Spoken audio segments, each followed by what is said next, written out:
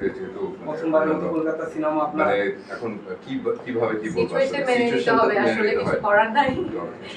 শিল্পীরা অনেক কিছুই পারে না, অন্য কাজের তো আসলে চাইলেও সম্ভব হয় না। এটা আপনারাও খুব ভালো করে জানেন যে আমাদের একটু সময়টা ভাগ করা থাকে, মন চাইলেই আমরা পারি যেমন না আজকের অনেক। দিনটা কথা আমার হঠাৎ করে বাসায় মনে হলো যে ও আজকে আমি হয়তো বললাম যে আজকে না পরশু দিন করবো, এরকম তো আসলে না, কারণ আপনারা আসছেন, আপনাদের সম্মানের জন্য তো আমাকে আসতে হবে। হ্যাঁ, বর্তমানে ব্যস্ততা সম্পর্কে আমরা একটু জানতে চাই। সামনে নতুন বছর কি প্ল্যান আপনাকে আমরা বাংলাদেশের বড় পর্দায় কবে পাচ্ছি?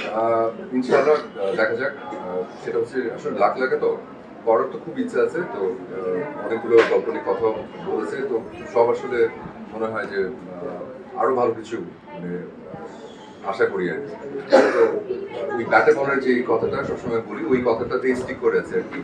তো সবকিছু মিলে মানে ভালো পরিচালক, একটু ভালো স্ক্রিপ্ট, বাজেটটা নিয়ে আমি কোনো কথা বলতে চাই না, কারণ আসলে গল্প উপরে নির্ভর করে বাজেটটা, সেই বাজেটটা সেটা প্রডিউসার ডিরেক্টরদের ব্যাপার।